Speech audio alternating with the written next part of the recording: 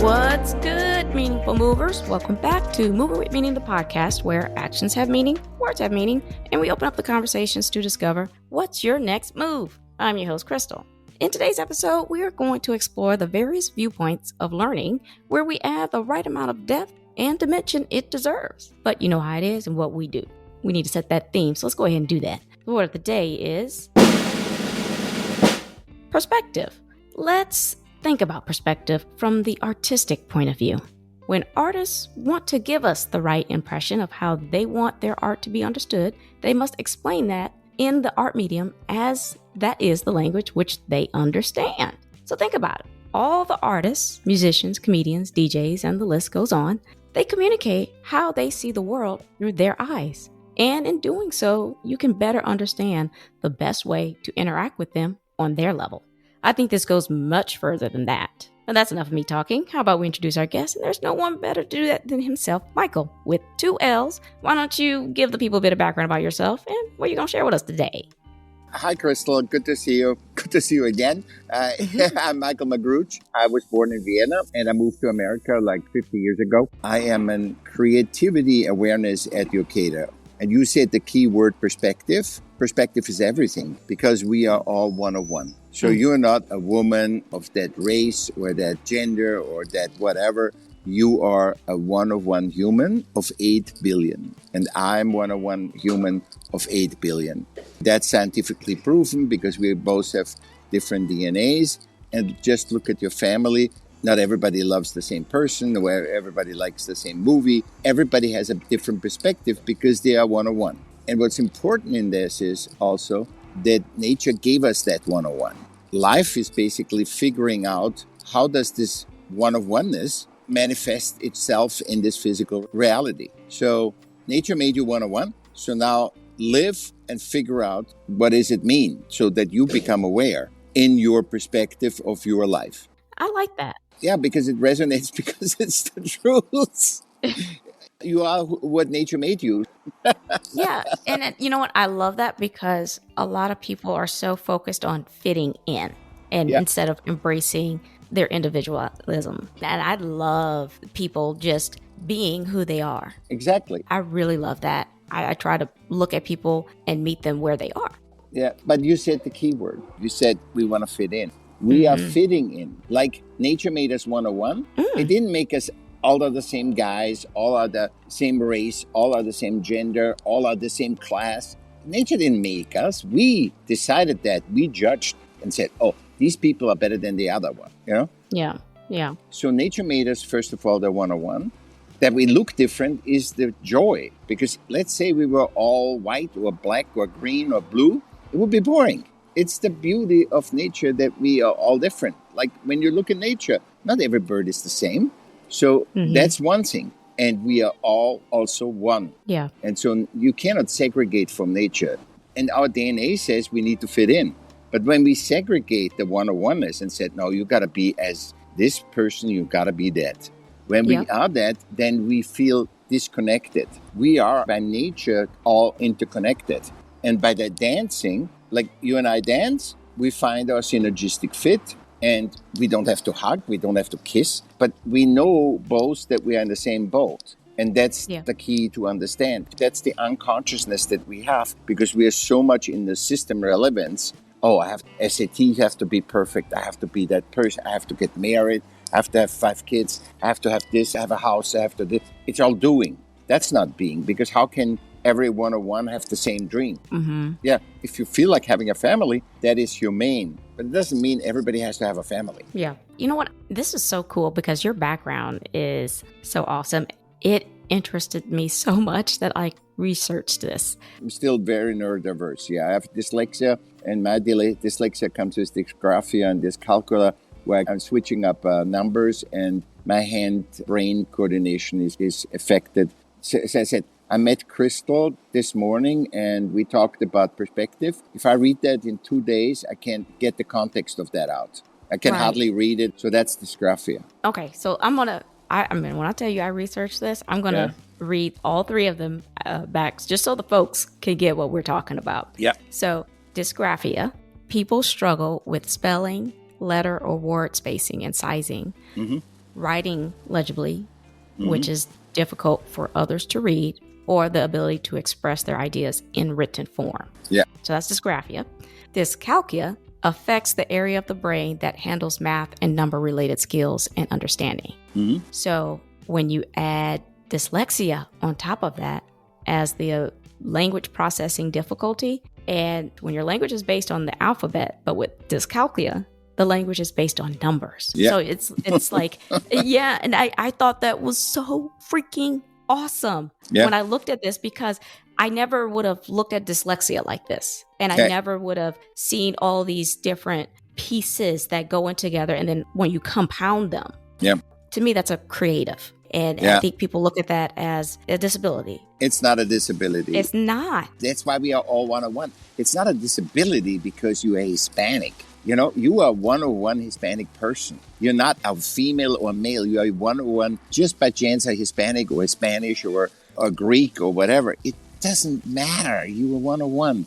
And the one-on-one is that everybody has different abilities. It's about the synergistic fit, not to make you all the same cogs. Right. And the most dyslexic people, neurodiverse people, you have as artists and in jail. Why? Because they can't adapt to something, can't be a cog. They cannot fit in. So you have most of them, they are punished because they are more different than other people. And you punish them, you know? Yeah.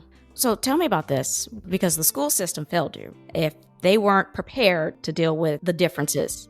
That was 50 years ago. I mean, it's better now, but it's not much better because I hear about it. My dyslexic friends have kids because it's also inherited. And they say it's still not understood. Because one form of dyslexia is so beautiful because no dyslexic is the same. So my dyslexia can be totally non-system relevant. And then dyslexics, they were even more shamed than me. And they actually are giving all their life force to be system relevant. So they would know any alphabet, everything they would know so better than neurotypical people. So it's very interesting how that's the thing. But it's about the synergistic fit. It's not about the cog fit that we all become the same. And I was like doing a research. I talked to quarterbacks, to cheerleaders, to the superstars in school. And I also talked to superstars. And I asked them, do you feel that you fit in? And no human ever said they fit in. Because systems want to make us all the same. We are not the same. Because otherwise we would fall all in love with the same person. Okay. Fair enough.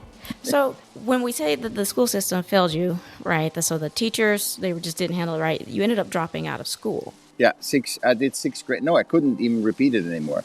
I did sixth grade, and in Europe you have to repeat it, but I couldn't repeat it anymore. So I have sixth grades, and that actually did 8 years of school because I had to repeat the sixth grades. And you know how that is till the sixth grade. You want to be fitting in. You don't want to be the old guy that is stupid. Yeah. You know? No. I mean, I understand. Yeah. And I think a lot of people just get frustrated. Yeah. Here's the thing is you tried. It was like I did what I was able to do with what was given to me with someone who was unprepared and unable to work with me in the space that I perform better. Yeah. Let me tell you why this is so great for me. Okay. Because it draws so many parallels. You can play a sport, right? Yep. And depending on what coach you get, you can be better or you can appear worse. Absolutely. I remember being a great basketball player in 8th grade and in 9th grade. Yep. I had great coaches. I went and tried out for school in, I don't know, maybe 10th and 11th and 12th grade. And it looked like I've never played before. But those coaches did not believe in me. Those coaches were just terrible. And it truly does matter. Yep. They're just not prepared to deal with different people because of their build or whatever. Like you said, we're all one-on-one. How did you find yourself in this space?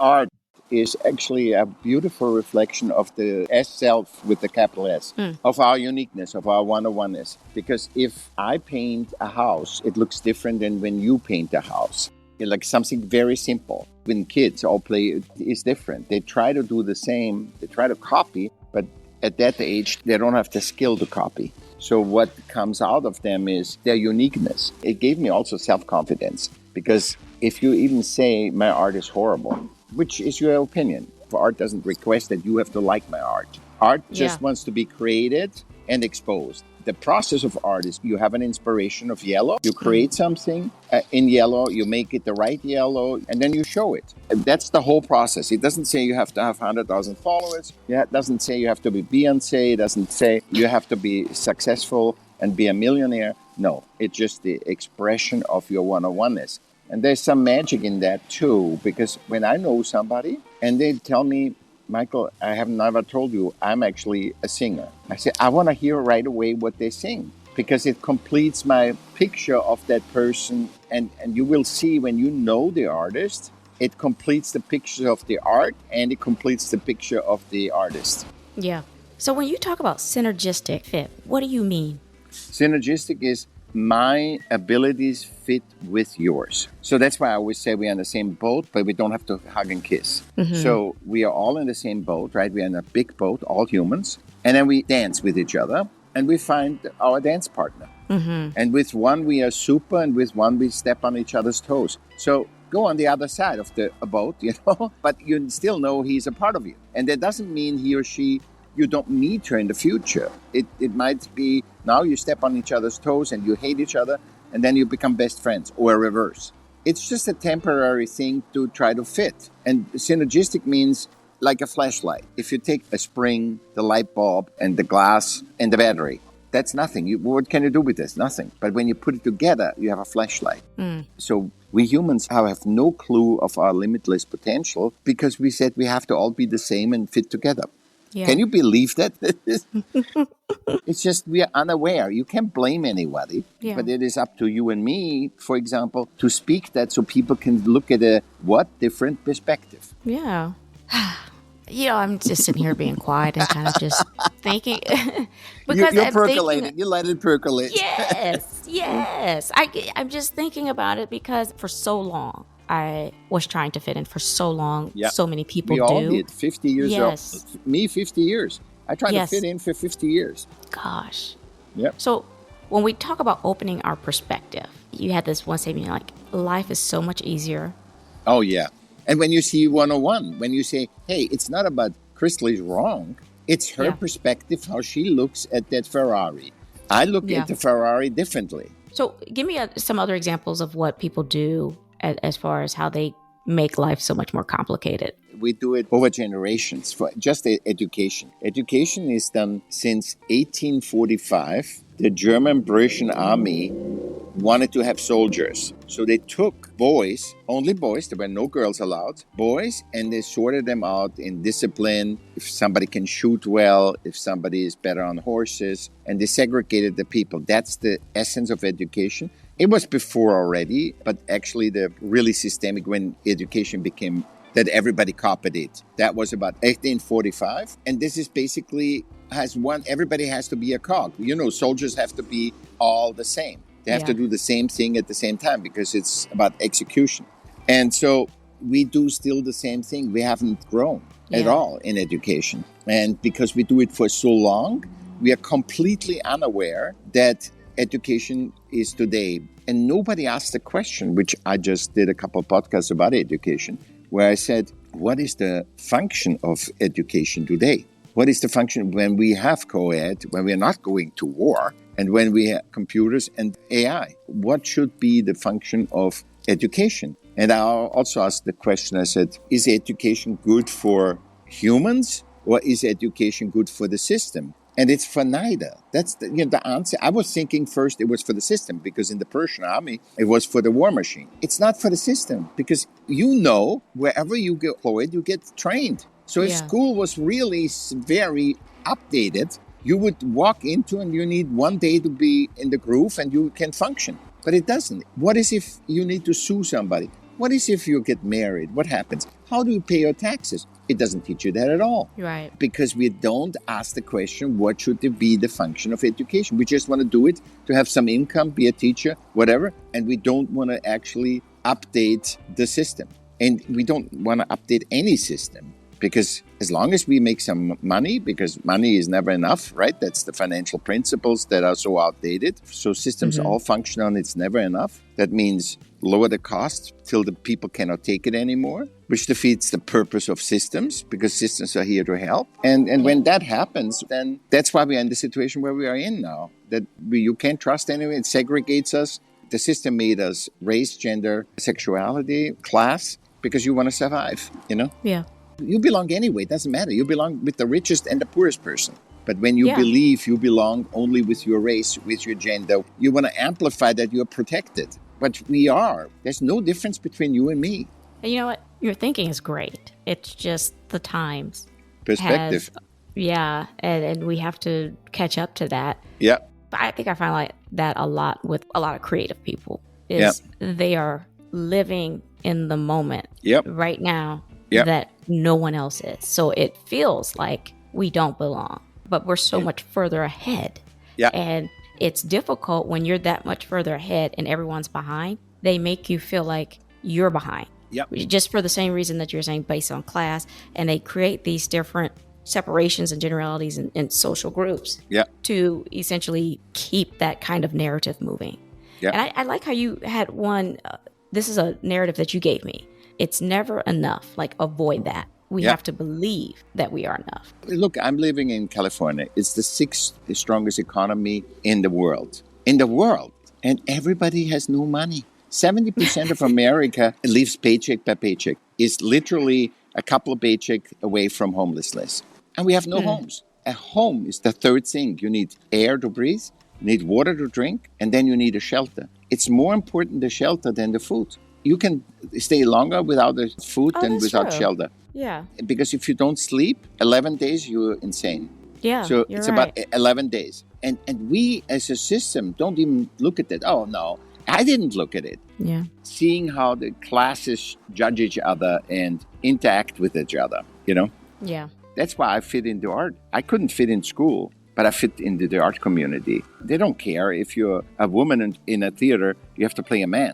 They don't care. Mm-hmm. It doesn't matter. Mm-hmm. It's about the piece. Do you think a symphony orchestra says only white guys can do it, or white women can do it, or black people? No, a symphony is getting whatever. You play flute well, you are in, period. That's why they test the symphony orchestra. You can't speak, and behind a curtain. So they listen who is playing. They're playing, and they do this behind a curtain because they don't want to know the race, gender, or anything. Oh, yeah, I didn't know that. Because one person looks like an angel, Yeah. but he's a horrible violin player, right? Yeah. And the other person cannot do that, and they don't want to judge that. Yeah. Again, art is exemplary. Art creation is always exemplary, because in art, it's about the experience, not about, the stardom. Yeah, for sure. Man, this was a great conversation. Yeah. Seriously. And I do look forward to having you back when you've gotten your work all pulled together. So do you have any golden nuggets from our conversation that you want to add? Just a little bit of catch up to recap. You are 101. Know that you are 101. And the hardest thing is to become somebody else. And even if system says, this person is horrible or this person is great, I have to have my own assessment and my own vibration of that. I'm totally human-centric. So whatever you resonate very much, Krystal, is my human centricity, because I could never fit into systems. Systems want to generalize us because it's cheaper. But now with AI, it's not cheaper anymore. The system can help us to find our one-on-oneness and help us to find the synergistic fit and how we best dance together. And that increases productivity for systems and fulfillment for humans. Beautifully said. Thank you. That's the episode today. Have you ever been of the mind that you are living in a world that does not seem to have room for you? I'm here to tell you it is exactly the opposite. You are so incredibly special that you were made especially to bring about change, positive change. That's how powerful of an impact you have. Although being many steps ahead has its drawbacks, one of which is having to wait for others to catch up, which undoubtedly can appear to put you behind the start line. That still does not lessen your value. It's actually the other way around. It's them who have the handicap, not you. See there? It's all about perspective. That's why I appreciate Michaell for sharing his life experiences and how he found and forged his way to achieve synergy with others. In addition, he created a powerful mindset which challenges us to collaborate and be open to perspective. What a powerful learning and teaching tool that is. Perhaps you can relate to Michaell's story in one way or another. What have you found to be a synergizing practice that allowed you to embrace your individuality and engage with those around you? What's your message? I love it all, and so will someone else. Before I let you go, Michaell, why don't you go ahead and remind the people who you are, where they can find your resources, or reach out to you. My name is Michaell Margrutsche. I wrote 8 books. I've published 5. I have about 70 articles on LinkedIn. They're all human-centric. They're not system-relevant, but they help you define value. They help you define who you are, your one-on-oneness. My handle on LinkedIn is Michaell Art. You can find everything on Michaell with 2 L's, m.com. Michaell, 2 L's, m.com. Fantastic. I'll make sure to include all of Michaell's resources and connections in the episode description, as well as on my website's resources page, movingwithmeaning.com. Make sure you guys subscribe to the show, Moving With Meaning, the podcast, and tap that alert bell so you know when these episodes drop. I am on Apple Podcasts, Amazon Music, Spotify, and YouTube Music. Please share, like, repost, and follow. Tag someone. We are creating a community. Quick housekeeping before you go. Follow me on Instagram at movingwithmeaning82 and on Pinterest at Arthur KB Clark. Also, connect with me on LinkedIn. I do dabble in TikTok at Krystal B. Clark. My Etsy store has some handy-dandy digital downloads. Lastly, run over to my YouTube channel and have a look or two. The links are in the episode. Alrighty, I'm Krystal on Moving With Meaning, the podcast, reminding you to take it one step at a time. All moves have meaning. Check y'all later.